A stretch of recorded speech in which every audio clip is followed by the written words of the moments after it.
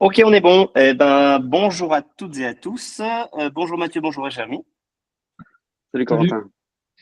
Merci à tous les deux d'avoir accepté de prendre un peu de votre temps pour parler d'un sujet qui nous passionne un peu tous ici, c'est l'investissement en start-up, puisque vous allez nous raconter un petit peu, mais vous avez une certaine expérience dans le domaine. Toi, Mathieu, tu es basé aux États-Unis, tu habites là-bas, c'est ça? Ouais, c'est ça. Ouais, ça fait 3 ans que j'habite à Washington. Voilà, donc je travaille pour une boîte française qui s'appelle Linkurious, un éditeur de logiciels. Et en fait, on a ouvert une filiale aux États-Unis et je gère les activités ici, ce qui me permet depuis 3 ans d'explorer aussi le monde de l'investissement aux États-Unis. Bah, Très c'est super. intéressant. On Ouais. va en parler justement et un peu, il y a certainement des différences entre les deux, donc tu nous diras. Ouais. Et toi, Jérémy, tu es basé où? Moi, je suis sur Toulouse. Je suis toulousain d'origine. J'ai pas bougé. Moi, ça fait 20 ans que j'entreprends. Et j'ai créé une dizaine de startups là sur les 20 dernières années. Génial. Et je mets les tickets aussi, mais ça on en parlera après, dans des startups. Hop. Eh ben, écoutez, merci de votre temps en tout cas, messieurs. Du coup, est-ce qu'on peut commencer à savoir un peu en quelle année est-ce que vous avez commencé à investir en start-up et dans quelles conditions? Jérémy, vas-y, ouais. Ouais, moi j'ai commencé en 2012. Euh, et moi, en fait, j'ai commencé parce que je venais de vendre ma première société. Et j'avais des besoins enfin, des obligations de réinvestissement, parce que j'avais fait un Tu, apport tu cession. peux, ouais, tu peux expliquer ça un peu le remploi session, 150 au Bether? Ouais, tout à fait. J'avais vendu ma société en faisant un apport cession, et pour avoir un report d'imposition, j'ai opté pour ce report. Par contre, il y a des contreparties. Les contreparties, c'était d'investir une partie du montant de la cession en réemploi, et notamment dans des startups. Donc, c'est ce qui m'a poussé à faire startup ou PME. En tout cas, il y a des critères assez clairs, identifiables. Ouais, en vérité, c'est des sociétés non cotées dans l'Union européenne. Ouais, il y a une notion de taille aussi, je crois, et de date de création ou d'ancienneté. Je crois Ouais, qu'il tout faut à aussi. fait, tout à fait. Et c'est de mémoire 60% du montant du rachat qui doit être réinvesti, hein, c'est ça? Ouais, ça change en fonction aussi des projets de loi, mais à ce moment-là, parce qu'il y a quand même 12 ans maintenant, je crois que c'était 60% ou 50%, c'est quelque chose de ce style. Donc, bon, de toute façon, à ce moment-là, moi, j'avais même pas 30 ans. Donc, bon, pour moi, c'était logique que j'allais de toute façon réinvestir. Donc, c'était pas une contrainte très forte pour moi. Donc, et ça m'a ouvert un peu l'esprit, ça m'a permis d'aller voir autre chose en termes d'activité, de typologie de société. Et là, pour le coup, j'ai investi dans une société qui était dans la lingerie en ligne. Ça, c'était ta première? Ouais, mon premier Ok. investissement startup. Donc ça, c'est mon problème. Mon premier investissement startup, ça a été ça. Donc j'ai rejoint un entrepreneur pareil toulousain et là, j'ai apporté un peu plus de 100 000 euros de mémoire. J'ai fait aussi partie du board du coup, parce que il avait levé en fait très peu de fonds. J'étais celui qui avait apporté le plus. Et donc la contrepartie, c'était aussi que je puisse participer au comité de direction. Et ça m'intéressait d'ailleurs d'aller voir autre chose. Et voilà mon premier investissement, c'était 2012. Ok, top. Toi, Mathieu, tu as commencé quand? Alors moi, j'ai commencé à peu près au même moment, en 2013. Et moi aussi, j'ai commencé à Toulouse. Le hasard, le C'était hasard. à l'époque, j'habitais à Toulouse et j'avais j'ai toujours un copain, un très bon copain, qui s'appelle Michael Cabrol, euh, qui euh, qui passait faire un barbecue chez moi et qui me dit écoute, il avait déjà eu une aventure, enfin quelques aventures entrepreneuriales qui étaient plus ou moins successful et il me dit écoute voilà je reviens des États-Unis, j'ai vu un truc pas mal et puis il me raconte son projet et en gros il voulait faire des entretiens vidéo en différé euh, et moi je lui disais écoute, je lui dis bon écoute moi je trouve ça rigolo. Si tu as besoin de lever un peu de fonds, je veux bien participer. Et puis voilà, puis il a monté sa boîte, il a monté le produit. La boîte s'appelait Easy Recruit. Et j'ai participé à la toute première levée de fonds. Aujourd'hui, on doit appeler ça Précide. Euh, et, euh, et voilà, mais on était en 2013, donc c'était pas la même chose. Et Et d'ailleurs, je pense que ça a plutôt bien marché, cette boîte, non? oui, voilà, ouais, on a fait une belle sortie quelques années après. Et ça m'a permis déjà de comprendre tout un tas de termes, de métriques, de bidules, de business model que je connaissais pas à l'époque. Hein. Moi, je venais de la finance. Ça m'a permis aussi de voir du début à la fin une jolie success story française. Et ça m'a donné aussi envie de réinvestir. Et juste pour parler un peu de tuyauterie, donc moi, j'étais passé par un plan épargne action donc j'étais allé à la banque avec un chèque de 20 000 balles et donc j'ai ouvert un plan épargne action et là on est passé dans toutes les arcanes de tuyauterie des banques. C'est pas facile. Euh, donc si vous voulez savoir ce qu'il faut pas faire et ce qu'il faut dire aux banquiers quand vous faites un investissement en PEA, envoyez-moi un email parce que j'ai refait ça après parce que du coup quand tu fais une plus-value, l'avantage c'est que t'es pas imposé au moment de la plus-value. Donc ça permet de réinvestir ces tickets dans d'autres tickets, ces plus-values. Le problème, c'est que l'argent est bloqué. Et le problème aussi, c'est que les banquiers ont tendance à envoyer des chèques à des mauvaises adresses. Et je me suis retrouvé à quelques reprises à devoir chaser les chèques. Voilà, une fois, j'ai fait tout un tour en vélo de Paris pour chercher un chèque que j'avais mis dans une boîte qui était perdue dans une boîte aux lettres. Enfin, voilà, c'est des aventures. Ça, c'est drôle. C'est vrai que le PEA, c'est un compte réglementé et c'est quand même très compliqué d'utiliser le PEA pour du non-coté. Alors, c'est un tout petit peu plus facile ces dernières années avec le PEA, PME et avec des startups, d'ailleurs, qui essayent un peu de digitaliser ça comme Catalyseur, Utocat, une boîte dans laquelle on a investi chez Super Capital pour le coup. Mais effectivement, ça reste un peu compliqué. Du coup, Mathieu, toi, 12 ans après, tu as investi combien de tickets en tout, en nombre? Au total, je pense que ça doit être une quinzaine, une petite Quinzaine? quinzaine. Ouais. Toi, Jérémy? Une dizaine, moi, à peu Ok, près. ok. Tous les deux, est-ce que vous avez un peu des fourchettes d'investissement en termes de montant? Est-ce que c'est toujours un peu le même montant ou est-ce que c'est très large? Comment ça varie? Bah, franchement, non, ouais, c'est un peu. Moi, souvent, j'investis. Euh, En fait, mon plus petit ticket, ça devait être 10 000. Mon plus gros, ça devait être 100 000. Voilà, c'est très variable. C'est un peu en fonction des liquidités, quoi. Ok. Quand, Ouais. je sais pas, vas-y, Jérémy. Moi, c'est un peu pareil que toi, hein, Mathieu. Moi, même fourchette. Mais bon, on va dire une moyenne autour des 25-30 000 peut-être. Ouais. Mais après, c'est beaucoup au feeling. Moi, c'est pas une activité du tout, comment dire, que j'ai professionnalisé, quoi. C'est des opportunités. Moi, en fait, j'investis beaucoup plus dans mes sociétés que je crée, dans mes startups, où là, j'apporte du fonds propre et oui, des comptes courants à fond, parce que j'y crois. Et après, donc, dans ce contexte-là, je rencontre pas mal de monde autour du digital, de la startup sur Toulouse et à Bordeaux aussi, où je suis pas mal, et ailleurs.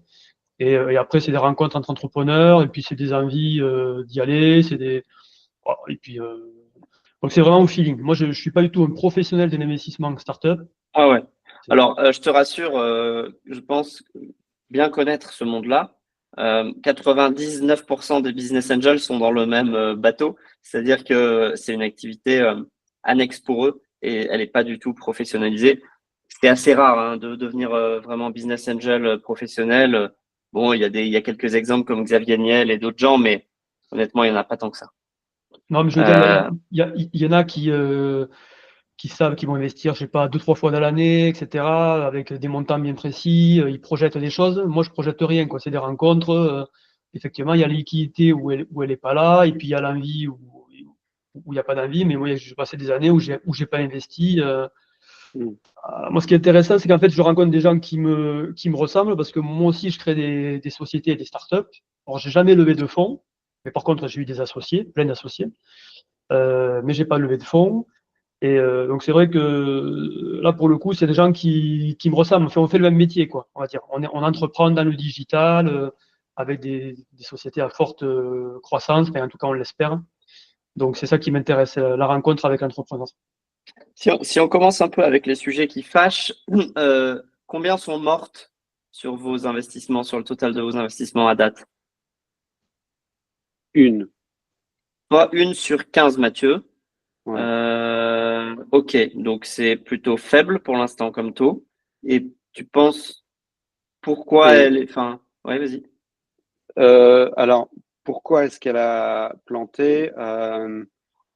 On a été, je pense, enfin, c'était pas vraiment une boîte qui faisait de la tech. Euh, on va dire que c'était du low tech.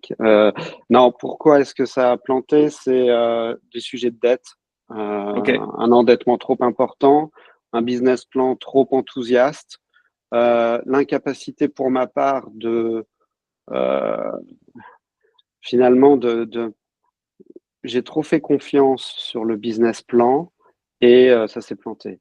ok. Voilà. Bon, il En se trouve combien que de temps, à peu près? j'ai mis pas mal de fric dedans. Ah Euh, ouais. bah évidemment. T'avais réinvesti plusieurs fois? Ouais, ouais, ouais, ouais. Ah oui, j'ai dû mettre 60 000 balles dedans. Ok, Ouais. Non, la boîte, je sais pas, j'ai planté au bout de 5 ans, 5 6 ans. ok, ok. Toi, Jérémy? Mais moi, du coup, pour préparer un peu ce call là, je regardais et en fait, il y en a pas mal qui ont planté. En fait, je n'ai pas été très bon. Alors, il y en a 4 sur 10 qui ont planté. Alors ça, je te rassure, c'est un taux Ça va? assez classique. Ah ouais, bon, ça va, Ouais. tu me rassures. Non, Et mais après, vas-y, pardon, excuse-moi. pardon. Bon, après, bon, ces boîtes-là, c'est donc j'ai investi vraiment enfin, en amont, quoi. Il y avait très peu de chiffre d'affaires. C'était vraiment des Mm. gros paris. Il y en a une, c'était sous le principe d'une marketplace. Et là, ça a été compliqué de faire monter les deux communautés. En fait, c'est ça qui est dur avec les marketplaces. Que vous faites, Ouais. notamment, c'était une histoire d'hôte. Enfin, c'était un peu le Airbnb de l'étudiant. Et donc, ça avait été compliqué de faire monter les deux communautés en même temps, quoi, au même niveau. Donc, ça plantait par rapport à ça. Les coûts d'acquisition étaient trop importants. Bon, et puis, donc, ça n'a pas. Classique. Classique pour une marketplace. Donc, ouais, donc finalement, ouais, bon, 4 sur 10. Je sais pas s'il y en aura d'autres ou pas. Il y a eu un exit qui a été ISO, enfin, moi, je l'ai gagné, je sais pas, peut-être 10, 15, 10, 20% peut-être, mais qui était pas fou. On a quand même sauvé les meubles. Et après, pour l'instant, les autres sont en développement. Mais Est-ce que vous pensez tous les deux, chacun que vous avez dans vos portefeuilles, une ou deux très belles boîtes qui peuvent faire un multiple potentiel de plus que x10? Non, je pense pas. Je pense entre x5 et x10, oui. Euh, il y en a pas mal. En fait, je pense que mon portefeuille, euh, il y a la moitié, ça va être entre x1 et x2. Ouais, Et peut-être 2, 3, x5, x10. Mais plutôt x5 que x10, quoi. Après, moi, je cherche pas des moonshots, quoi. Euh, L'histoire des e-recrues, enfin, j'ai un, un gérant de fonds récemment qui m'avait dit, tu étais une anomalie statistique. En général, tu fais pas un gros multiple de sortie à ton premier investissement, ça n'arrive pas, quoi. c'est sûr. Euh, et, et en fait, moi, ce que j'aime bien, en fait, c'est les business où finalement qui sont un peu low tech, parce que les trucs hyper intensifs, tu vois, on parle beaucoup d'AI en ce moment aux États-Unis de crypto. Bon, bah concrètement, moi, je mettrais pas un ticket dans ces sujets-là tant que l'encre est pas sèche, quoi. Parce qu'en fait, ouais, tu peux peut-être faire fois 100, mais ta probabilité de te planter est enfin, de 999 sur 1000. Donc, Bien sûr, bien je vois sûr. pas l'intérêt pour un particulier. Moi, ce que j'aime bien, un peu comme Jérémy, hein, c'est rencontrer des types qui ont des idées intéressantes sur des marchés ou des besoins que je comprends. Et souvent, c'est des choses très terre à terre, quoi. Et sur tes 15 boîtes, c'est quoi la répartition un peu géographique? T'en as aux US ou pas? Non. Moi, aux US, bon, je suis arrivé il y a 3 ans et honnêtement, bon, déjà, t'as pas de réseau. Ensuite, l'autre truc, c'est que ça paraît super cher. Euh, et puis la France, c'est simple, tu vois. Les États-Unis, c'est 50 pays euh, et un gros machin qui s'appelle État fédéral. Voilà, donc voilà. Après, moi aujourd'hui, au bout de 3 ans, je commence à comprendre un peu mieux l'écosystème. Je commence aussi à comprendre comment on fait pour avoir du pipe, hein, d'opportunités.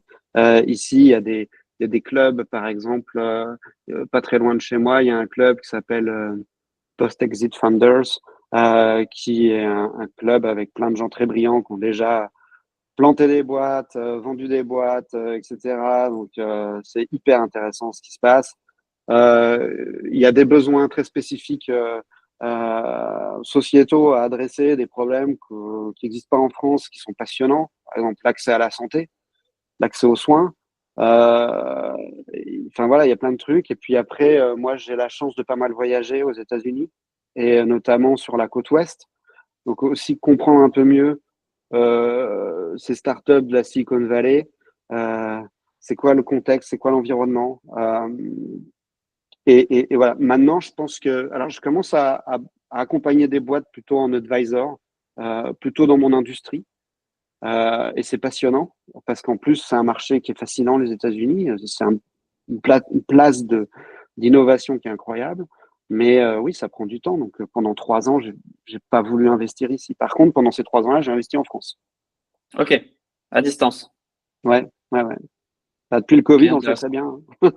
Ouais, je te confirme. Ouais. Et ok. Et qu'est-ce que toi, Jérémy, t'as investi un peu en dehors de France ou pas du tout? Non, non, pas du tout. Ouais, c'est une bonne question. Mais d'ailleurs, c'est vrai que ça va être hyper intéressant d'être aux États-Unis parce que bon, on a quand même, nous, l'impression en France, qu'il y a beaucoup de choses qui se jouent là-bas. Donc, t'as quand même, ouais, ça doit être vraiment sympa si tu arrives à rentrer un peu dans cet écosystème, ça, Mathieu, Ouais. là, ça doit être vraiment intéressant, je pense, hein. Après, est-ce que euh, j'ai l'impression que les montants sont démultipliés par rapport à ici. Est-ce que sur des tickets enfin, qu'on est capable, nous, de mettre, puisqu'a priori, on est à peu près sur les mêmes typologies de tickets, toi et moi, euh, est-ce que c'est facile de trouver des deals, des boîtes où on peut mettre, je sais pas, 20, 30, 40 000 euros ou pas? Aux États-Unis. Ouais, ouais, si, ça existe, Ouais. ouais. Après, tu es sur des stages qui sont moins avancés que ce que tu peux, tu vois, quand tu es en France, tu peux accéder à des séries A avec un ticket de 30 000 ou 40 000. Tu peux faire de la syndication, etc. Enfin, il y a plein de trucs. Aux États-Unis, si tu mets un ticket de 30 000, 40 000, tu vas pas intéresser la série A où on est déjà sur plusieurs, parfois 10, 15, 20, 30 millions de dollars. Donc, tu vas être sur du pré-précide où on va tester des idées. Mais c'est des aventures intéressantes. Puis après, il y a toujours aussi la possibilité de rejoindre des pools de syndication, quoi. Donc voilà, si, il y a des opportunités. Après, encore une fois, l'enjeu, c'est de se construire un pipe. Et honnêtement, je pense que si t'es pas sur place, c'est impossible, quoi. Ouais. Et comment tu sources en France tes dossiers alors vu que t'es pas ici tu- Bah écoute, Corentin m'a filé deux, trois sujets intéressants. Après, bah, le réseau. Et puis après, moi, ce que j'ai fait, bah là, depuis que je suis ici, j'ai participé à la création, enfin, en tant que LP d'un fonds de private equity en France, qui s'appelle Noé Industrie, qui se focus plus sur des entreprises plus industrielles, plus matures, etc. Et donc, c'est un play complètement différent, mais que je trouve autant éclatant, quoi, où on est sur bah, du développement de grosses PME françaises sur des sujets un peu de pointe, quoi, sur de l'aéro, les trucs qui font euh, qui font briller la France, quoi. Tu vois, la bouffe, l'aéro, tous ces sujets-là, le luxe, sur lesquels on est les champions du monde, quoi. Et si on s'intéresse un petit peu justement à ce que vous regardez dans les boîtes quand vous faites un peu votre chasse, est-ce que vous regardez plus l'équipe, les hommes, les femmes? Est-ce que vous regardez plus les chiffres? Est-ce que vous regardez le marché? Est-ce que c'est un mix de choses? C'est quoi un peu les points saillants pour vous? Jérémy, par exemple? Bon, c'est d'abord l'équipe, hein. Pour moi, c'est d'abord une rencontre. Encore une fois, moi, je source pas vraiment les dossiers.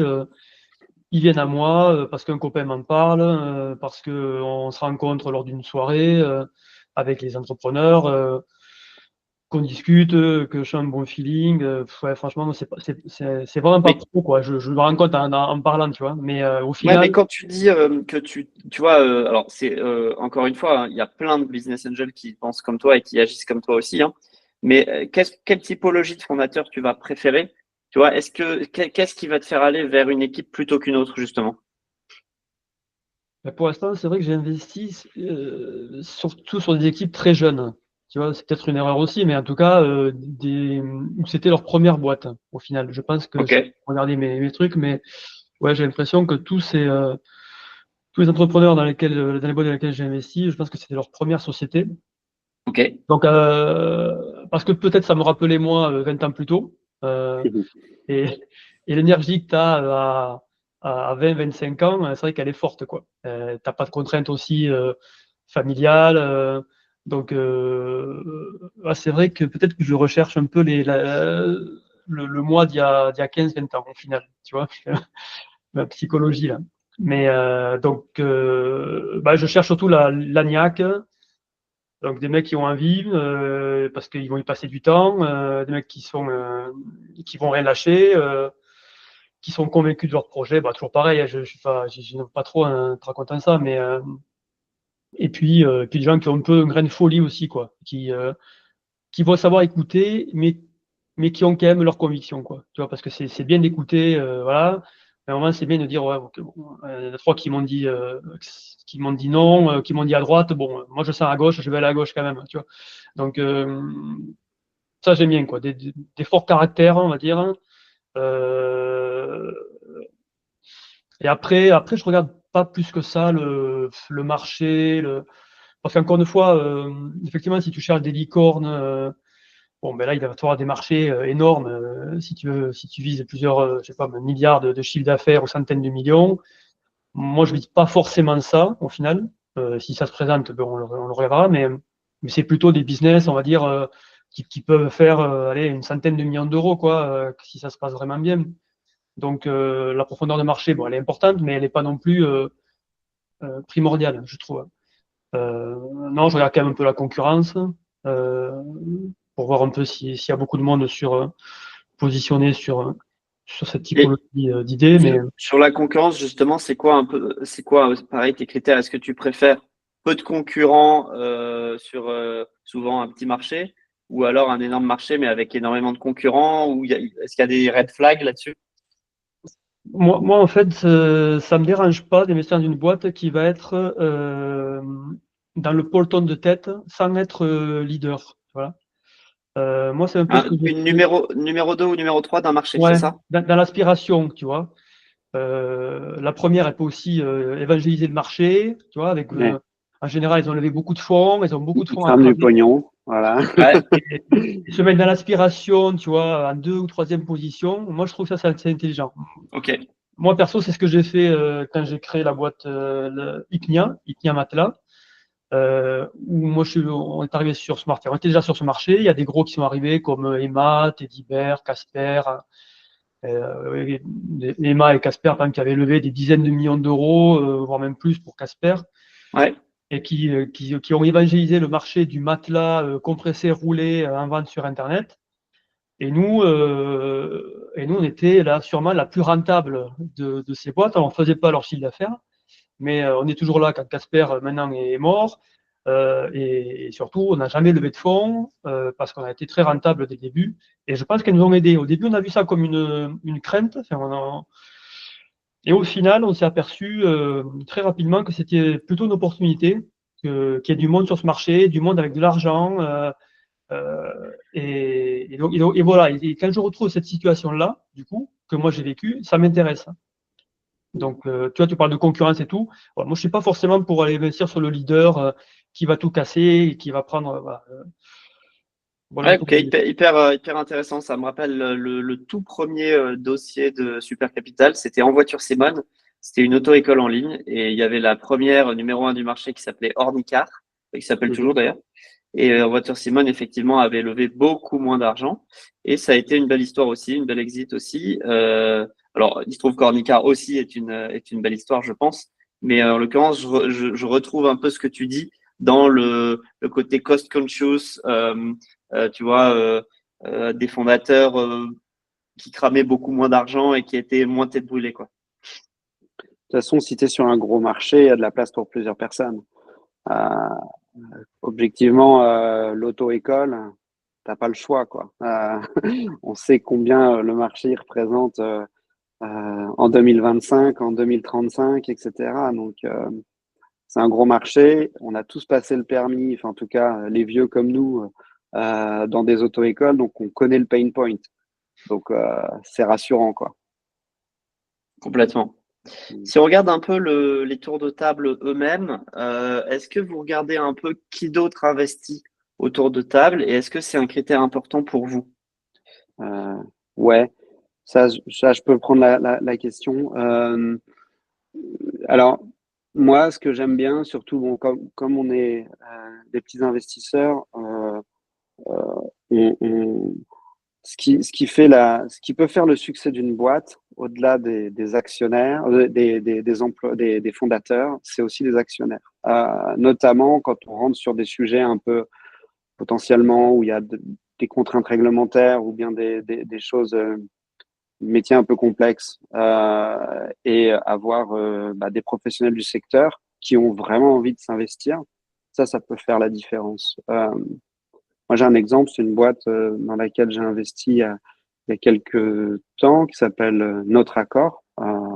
Pas très connu, pas trop dans le radar des startups et compagnie, mais c'est une marketplace, tu vois, Jérémy. Donc, quand j'ai commencé à discuter avec Mathieu Josserand, le fondateur, et je lui dis, t'as ton truc là, marketplace, c'est chiant, il y a deux canaux, il faut acquérir les deux. T'as un problème, il faut que tu trouves un moyen que au moins un canal soit facile à acquérir. Et, euh, et en fait, le concept, c'est donc l'histoire de base, c'est euh, quand tu as un problème avec ton voisin, quand tu as un problème avec, je sais pas, un commerçant ou tu vois un, un, un, un artisan, bon, bah, tu peux aller contester en justice, etc. Mais c'est compliqué. Donc, il faut passer par la médiation. Il y a une vraie volonté nationale en France de pousser les gens vers la médiation. Mais le problème, c'est que la médiation, c'est pas un truc hyper facile d'accès pour les gens. Comment on trouve des médiateurs et comment est-ce que les médiateurs trouvent des médiations. Et en fait, c'est une place de marché, donc le but, c'était ça. Et en fait, quand la boîte a été créée, il y a eu assez rapidement des gens qui venaient du milieu de l'assurance, des avocats, etc., euh, qui ont rejoint la, la Captable et qui sont vraiment investis pour ouvrir des portes dans les sociétés d'assurance, ouvrir des portes au niveau des autorités, etc., pour les certifications qui vont bien et tout ça, pour pouvoir aussi monter des partenariats avec des compagnies d'assurance. Et aujourd'hui, ce canal acquisition de médiation, en fait, il a été géré. Aujourd'hui, le coût d'acquisition, c'est zéro. Donc, c'est un succès. Et c'est principalement dû aux actionnaires. Oui, c'est hyper important. Ouais, c'est vrai que oui, je suis d'accord, hein. C'est vrai que c'est hyper important, mais il y a des actionnaires qui peuvent apporter beaucoup d'idées, beaucoup de contacts, de réseaux, ou des fois le bon contact pour lancer vraiment le truc, ouvrir les portes qui paraissent verrouillées. Donc, ça c'est clair. Moi aussi, moi j'aime bien aussi discuter des sujets avec d'autres entrepreneurs pour s'auto-convaincre quoi, que ce qu'il faut y aller ou qu'il faut pas y aller. Mais ouais, Avant d'investir? avant d'investir, ouais. Ouais, Ok, ouais, ouais. ça, tu fais ça souvent? Ouais, on fait ça souvent. Bah, déjà, on s'envoie les, les présentations enfin, les, les dossiers, quoi. Et puis après, on dit ce qu'on en pense, ouais, on réfléchit un peu de façon collective. Mais ça, c'est vachement bien parce que Bon, déjà, c'est plus sympa. Et puis souvent, il y en a un qui a. Enfin, on éclaire le dossier de différentes manières, hein, parce que chacun a sa façon de voir le dossier. Donc, ouais, ça, c'est hyper intéressant, quoi. Ok. C'est quoi votre plus gros red flag sur un dossier de startup? Vous voyez ça, vous dites, OK, jamais j'y vais, jamais j'investis. Quand, enfin, souvent, 90% des decks que je lis, je comprends rien, quoi. Ouais. Voilà, Ça, c'est un bon red flag, ça. ouais. En gros, c'est quand tu comprends pas, tu vas pas, quoi. Enfin, tu vois, s'il y a un doute, il n'y a pas de doute sur. Enfin, encore une fois, moi, le sujet, c'est le pain point, quoi. Quand tu es là à te dire, voilà, je prends des mots-clés et j'invente un besoin. Non, non, moi, si ça me touche pas, tu vois. Ouais, ouais. euh, Ouais, puis moi, ce que je vois, c'est que généralement, si tu comprends pas en moins d'une minute, c'est que c'est mort, quoi. Ou alors, c'est que c'est vraiment très mal expliqué et que le CEO est vraiment très mauvais pour faire un deck. Mais la plupart du temps, Non, ils sont bien faits en général, hein, ils sont beaux et tout, il y a une histoire, mais tu lis le détail. mm, Et puis après, moi, il y a tous les trucs autour de les réseaux sociaux et tout ça. Ça m'intéresse pas. Tu sais, à un moment donné, il y avait des dossiers. J'ai vu après il y a des histoires assez intéressantes autour des plateformes d'influenceurs, etc. Machin. Et non, quoi. Non, je m'intéresse pas. mm. Ouais. Ouais, moi, c'est quand j'ai l'impression que les dirigeants, ce sont plus des leveurs de fonds que des entrepreneurs, quoi. Ouais. Donc, ça me dérange. Donc, Ouais, ouais, mais ça, c'est difficile parce que pour lever des fonds, il faut être aussi assez bon ouais, sales. non, mais ouais. Et c'est où tu places le curseur. Mais je suis d'accord avec toi. Il y en a qui sont très, très forts pour te vendre la lune. Mais après, pour exécuter, il y a plus grand Ouais. monde, en fait. Après, je sais que ça demande beaucoup d'efforts de lever des fonds, donc à un moment, il faut être focus sur ça et peut-être délaisser un peu le business, quoi. Enfin, c'est des périodes, quoi. Mais c'est vrai que des fois, quand tu creuses un peu le sujet, ouais, des fois, tu te dis, putain, c'est peut-être un peu léger, quoi. Il a peut-être passé beaucoup de temps sur la présentation, mais derrière, le business, il va falloir après l'exécuter et comment ça va se passer, quoi. Et vous avez eu justement des fails comme ça où vous vous êtes dit, OK, ça, j'y vais, c'est cool, j'y crois. Et finalement, avec le recul, vous vous êtes dit, attends, en fait, non, je sais pas, j'ai plus eu de nouvelles, il m'a pas envoyé de reporting, ou finalement, j'avais pas vu ça. Ouais, clairement, ouais. Bah, parfois, l'émotion prend le dessus. Hmm. Et puis, 3, 4 mois après, tu te dis, wow, est-ce que j'ai bien fait? Euh, le, le, le, le slam dunk, là, tu sais, tu signes le chèque en disant, ça y est, les gars, je vais m'acheter une Ferrari, quoi. Puis après, tu te dis, attends, c'est n'importe quoi. Oui, oui. Ouais, moi, ça m'est déjà un peu arrivé de regretter un peu, enfin, d'avoir encore de m'être engagé sur un sujet dans l'immobilier, par exemple. Et bon, finalement, ça a pris quelques mois. J'avais donné mon engagement. Et puis, c'est vrai qu'au moment de vraiment valider le document, j'avais un petit doute. Alors, je l'ai fait parce que je m'étais engagé et que j'aimais tenir mes engagements. Mais là, pour le coup, j'ai eu un doute. Bon, pour l'instant, ça se passe bien. Mais bon, comme l'engagement a été donné, moi je trouve que c'est hyper important aussi voilà, quand tu donnes ton engagement et que les gens comptent sur toi, au moment tu dis oui, tu as dit oui, même si c'est 3 mois Ouais. avant. Bon, voilà, moi, Ouais, ça, clairement, je suis 100% d'accord avec toi. Le nombre d'investisseurs qui se retrouvent au dernier moment et que le ticket soit petit ou gros, hein, et qui pètent tout. Du coup, le deal, il se fait, mais il est retardé. Les signatures avec les avocats, elles sont changées. Ça, c'est vraiment très chiant. Ne faites pas ça, s'il vous plaît. Les gens Mm. qui nous regardez, ne faites pas ça. non, ça c'est vraiment pas bien, ouais, franchement, là, c'est pas correct. Ah, je suis d'accord. Après, il y a aussi des surprises dans l'autre sens, hein.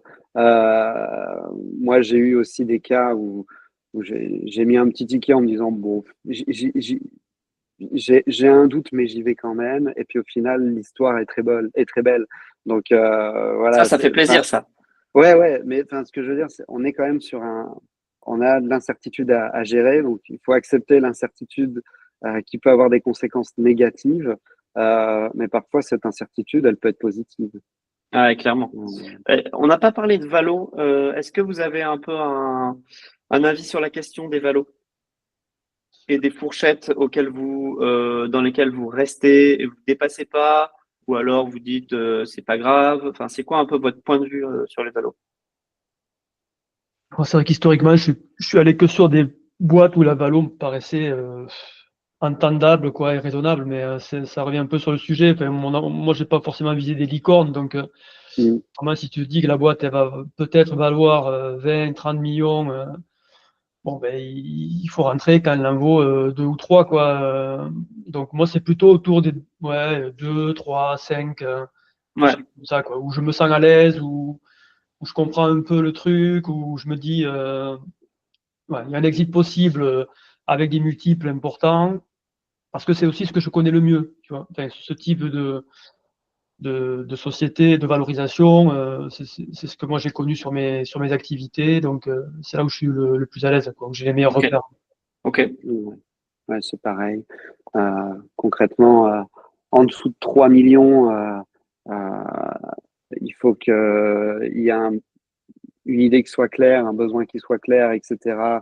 S'il y a un peu de revenus, c'est quand même bien. Entre 3 et 5, il faut qu'il y ait déjà quand même de l'attraction et qu'on voit une trajectoire vers un business model qui gagne de l'argent, quoi.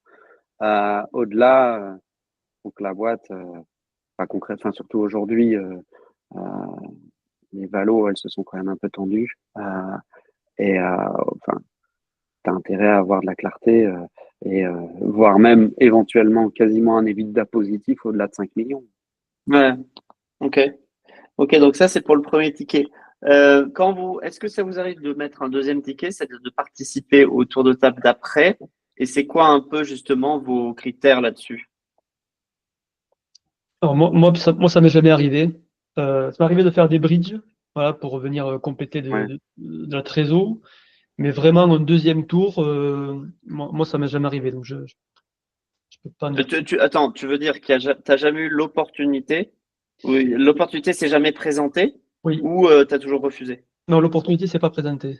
Ok, Bah, moi, j'ai déjà eu l'opportunité euh, à deux, trois reprises de faire des follow-up que je n'ai jamais fait parce que euh, j'étais content d'être rentré en amont sur des valos beaucoup plus faibles. Quand tu passes au tour d'après, le montant il est beaucoup plus élevé de valos.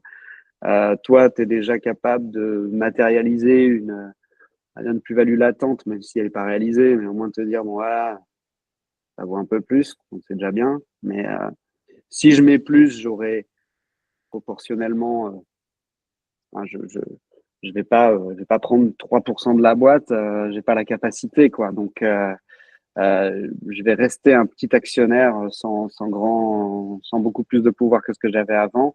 La seule différence, c'est que j'aurais misé plus, donc c'est plus compliqué pour moi. Donc, et ces trois opportunités de réinvestir, c'était des tours de BA ou c'était où il y avait des VC? non, il y avait des VC. Ok, Sur deux, il y avait des VC et sur un, c'était encore un tour avec des BA. ok, ok, ok. Est-ce que vous avez une stratégie de sortie? Est-ce que vous vous dites forcément s'il y a une série B, je sors? Ou est-ce que vous vous dites j'essaye de sortir à la première occasion? Ou est-ce que au contraire vous vous dites j'essaye de rester le plus longtemps possible? C'est quoi un peu vos préférences là-dessus, si vous en avez?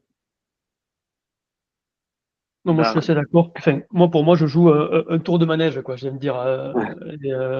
et puis je sors, quoi. Enfin, c'est un peu l'idée. C'est pour ça que s'il avait l'opportunité de de participer à un deuxième tour ou un nouveau tour de table, je pense que je ne ferais pas comme Mathieu, quoi. Mhm. Moi je trouve que voilà, chacun arrive, enfin, quand il arrive, et puis voilà, mais donc toi, ça veut dire, ce que tu veux dire, Jérémy, c'est que si tu as une opportunité de sortir relativement rapidement, tu la prends, que ce soit au bout de 1, 2, 3, 4, 5 ans, peu importe. Euh, quoi qu'il arrive, tu réinvestis pas. non, Et ce que tu dis, c'est que il y a des investisseurs plus gros qui sont là pour faire le job après toi. oui. Oui, mais c'est un peu comme les fonds d'ailleurs, hein. Chaque fonds intervient à son niveau d'investissement et donc oui, moi j'ai un peu cette vision. Après, ça reste théorique, parce qu'après, bon, bien sûr, il peut y avoir des cas particuliers, Mais oui, dans l'idée, c'est un peu ma vision. Ok. Ouais, je pense que effectivement, bon, encore une fois, moi je vise pas les fois 100, je vise pas l'IPO, etc. Si j'ai l'opportunité de sortir et que c'est un multiple qui me convient bien par rapport à ce que j'ai investi, je suis ok quoi. Tu vois. Euh, Derrière, moi j'ai pas une comment dire une thèse d'investissement que je vends à des investisseurs, etc. Je fais en fonction de mes projets, etc. Donc, si c'est le bon moment pour sortir, pour dégager de la liquidité, pour éventuellement financer un autre projet perso, pro ou je ne sais quoi, allons-y, quoi. Par contre, ouais, c'est vrai que pour choisir les dossiers, c'est vrai que moi, je regarde toujours quand même la sortie, quoi. Je regarde plus là comment ça va sortir et à qui on va pouvoir peut-être vendre la boîte ou comment on va pouvoir présenter à des fonds le projet. Tu vois, peut-être plus que le marché ou plus que d'autres paramètres. Moi, j'ai déjà vendu 4 sociétés, donc ça, je sais bien le faire. J'ai vraiment une expertise là-dedans. Euh, donc c'est vrai que ça, pour le coup, je me dis, OK, dans 3 ans, dans 5 ans, dans 8 ans, si on en est là, etc., à qui on va pouvoir vendre, sur quel multiple, qu'est-ce que ça va donner pour moi en termes de plus-value. Donc ça, Ouais. ce travail-là, je le fais quand même, vraiment. Ok, donc tu te projettes sur la sortie, tu te dis cette boîte-là, vu le secteur d'activité, vu la taille, vu la croissance, vu les acquéreurs potentiels, elle peut sortir à 30 millions, 50 millions. Donc moi, je rentre à 3, 5, etc. Et est-ce que tu vas de manière proactive, parce que comme toi-même, tu as vendu 4 boîtes, est-ce que tu vas de manière proactive aider l'entrepreneur à vendre à un moment donné? Oui, oui, oui, ça m'est arrivé quelques fois, effectivement. Et ça va m'arriver sur d'autres dossiers où je suis au board et je suis clairement identifié comme ayant quelques compétences dans la vente de start-up. Donc, ouais, ouais, tout à fait. Là je me suis déjà impliqué sur des sessions et à l'avenir, ça va arriver encore et ça m'intéresse. Pour moi, c'est les meilleurs moments que j'ai passés en tant qu'entrepreneur. Et j'aime beaucoup ça. La pression qu'il y a autour, la stratégie qu'il y a autour de ça. Donc ouais, ouais, c'est des moments que je recherche. Donc, si je peux le vivre à travers un autre entrepreneur enfin, une boîte dans laquelle j'ai investi, ouais, ça, je le fais. Et t'es systématiquement au board, Jérémy, de tes investissements ou pas? Non, mais de plus en plus, quoi. Voilà, moi, je préfère avoir moins de dossiers, des dossiers qui me plaisent, avec des gens avec qui j'aime bien travailler et j'aime bien échanger. Euh, Par contre, je suis pas intrusif, quoi. Enfin, je donne mon avis assez cash, sans trop de détours, mais après, je respecte le choix des dirigeants, quoi. Ouais, t'es pas là pour manager la boîte. Non, Ouais, non, ouais. du tout. Donc, je fais Ouais, vraiment. ok. Ça, c'est Mais intéressant, ce que tu dis, c'est de ton choix de faire moins d'investissements, mais entre guillemets, plus quali, enfin, en tout cas d'investir plus de temps, notamment au board ou d'autres manières. Mais ouais, c'est une vision intéressante parce que et c'est deux visions qui s'opposent beaucoup. C'est dans l'early stage, c'est soit tu arroses un peu le marché de plein de petits tickets, mais tu peux pas prendre le temps de vraiment très bien les suivre, ou alors tu vas faire seulement 2, 3 investissements dans l'année et tu vas les suivre à fond et prendre du temps, tu vois. Moi, personnellement, je fais un peu les deux. C'est-à-dire qu'on arrose un peu, entre guillemets, intelligemment, hein, avec Super Capital. On fait pas mal de petits tickets et puis après, on regarde, on a une vraie stratégie pour le coup de réinvestissement, etc. Et Mhm. en perso, je suis sur des boards de boîtes que j'accompagne depuis longtemps. Il y a certains boards, je suis dedans depuis 5, 6 ans. C'est vraiment là du temps long, de l'accompagnement. Très, très, très différent. Les deux sont très différents. Moi, j'aime beaucoup les deux. Mais il faut bien comprendre que c'est très différent. Toi, Mathieu, c'est quoi ton avis un peu sur la question, toi? Enfin, de comment tu fais en tout cas? Bah, moi, cette activité-là, je la fais aussi parce que ça m'enrichit personnellement. C'est intéressant d'être exposé à des business models, des business plans, euh, de pouvoir partager aussi, de pouvoir parler avec des fondateurs, avoir accès à des fondateurs, pouvoir avoir des discussions sur leurs problèmes, éventuellement passer un coup de fil pour faire une présentation, une introduction de quelqu'un qui peut aider ou je ne sais quoi. Enfin, être au board et parler d'un problème business, de voir une transformation s'effectuer, c'est quelque chose qui est passionnant et j'aime être exposé à ça. Donc, j'essaye, alors pas forcément d'être au bord, mais en tout cas d'avoir cette communication quand je peux l'avoir. Donc, ça, c'est quelque chose qui m'éclate. C'est pour ça que moi, parfois, quand je vois des gens qui ont 50, 100 participations, souvent ils mettent des tout petits tickets et ils ont finalement, je sais même pas s'ils ont accès au reporting Ouais. trimestriel. C'est pas drôle, quoi. Tu vois, c'est pas Hmm. rigolo. Moi, j'aime bien, tu vois, euh, euh, en parler avec mes enfants. Tu vois, je leur montre les decks, je leur montre les rapports annuels de boîtes dans lesquelles on est. Je leur parle un peu des pain points. C'est sympa, quoi. C'est hyper enrichissant. On apprend plein de choses. Et moi, c'est ça que je recherche aussi dans cette activité. Si Ouais. je voulais être riche en étant billet, je ferais autre chose. Non, mais moi, effectivement, l'idée là est dans le futur. Je pense que les tickets que je mettrai en direct, je pense que vraiment, je serai au board. Enfin, ce sera l'idée, quoi. Et des dossiers ouais, bien choisis, peut-être avec des montants d'investissement plus forts, tu vois. Et puis, si je veux faire un peu de volume, à ce moment-là, j'irai plutôt confier mon argent dans des fonds qui Ouais. feront le travail de sélection à ma place, qui vont arroser 15-20 dossiers. Je pense que c'est plus vers ça moi, que je me dirige.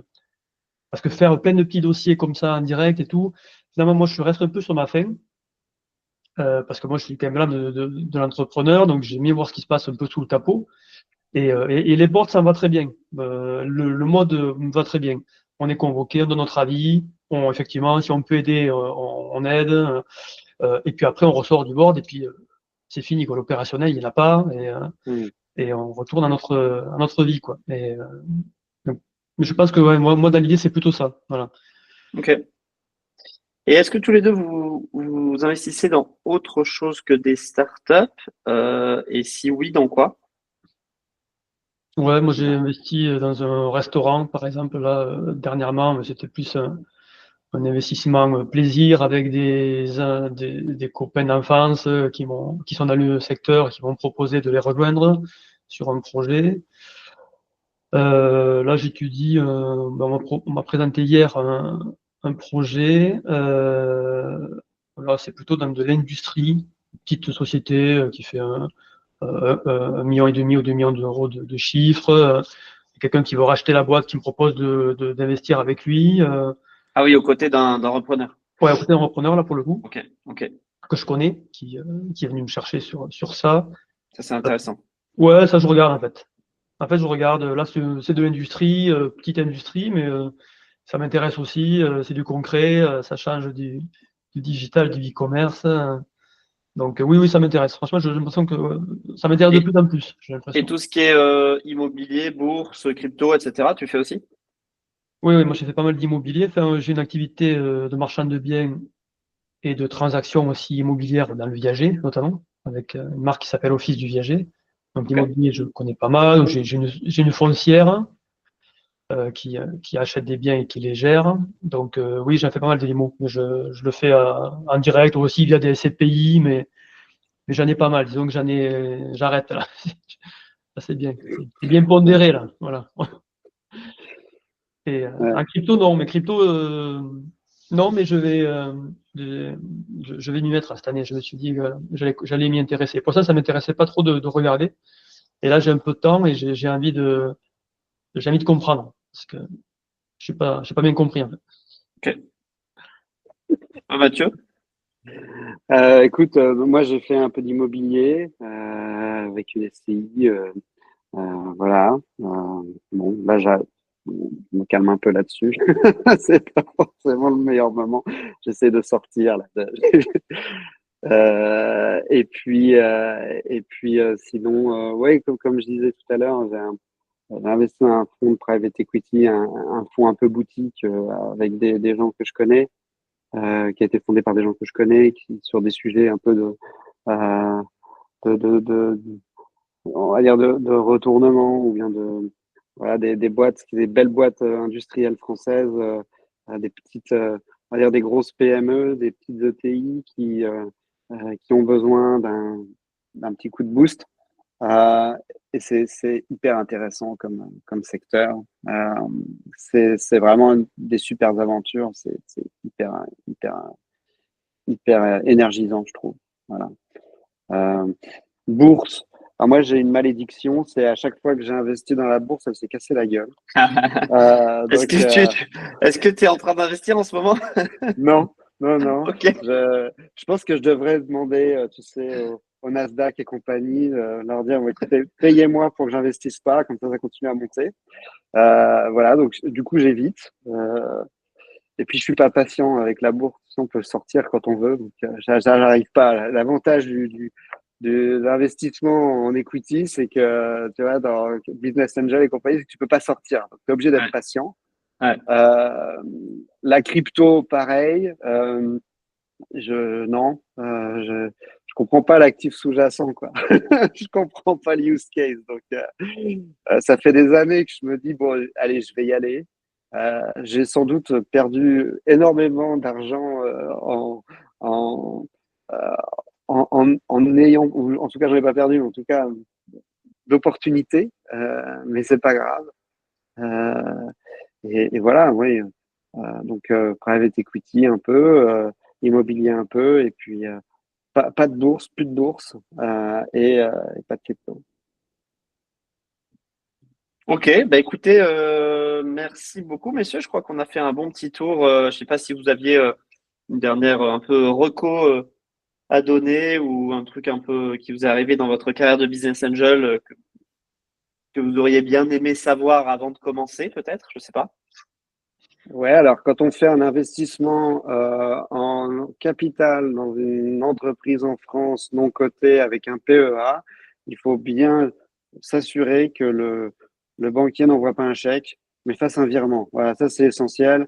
Ça On va est vous faire d'accord. gagner beaucoup ouais, quelques années de tranquillité. Voilà, j'ai passé des moments assez angoissants. Ouais, j'imagine. Toi, Jérémy? Non, moi, je dis aux gens d'y aller parce que c'est toujours des belles aventures, des belles rencontres, hein. On apprend beaucoup de choses, je pense. Même si on n'est pas, surtout si on n'est pas dans ce secteur, je pense que c'est hyper enrichissant. Donc, Ouais. Ouais, et puis ça- souvent, comme tu dis, on découvre d'autres secteurs, d'autres industries et d'autres manières de faire aussi, d'autres typologies de dirigeants qui en fait ont réussi, ou sont en train de réussir ou sont en train d'échouer, mais pour des raisons complètement différentes de toi. Et ça, c'est effectivement pas mal, ouais. Ouais. Ok, Ça te nourrit dans ton job, dans ta c'est ça. compréhension de plein de choses. C'est hyper, hyper intéressant comme activité. Ouais. Top. Bah écoutez, merci beaucoup Mathieu et Jérémy pour votre temps et vos partages. Et puis, bah, on peut vous trouver sur LinkedIn si on a envie de vous poser des questions, j'imagine. ça marche. Ça Merci, marche. À Valentin. bientôt. Salut, à très bientôt. Allez.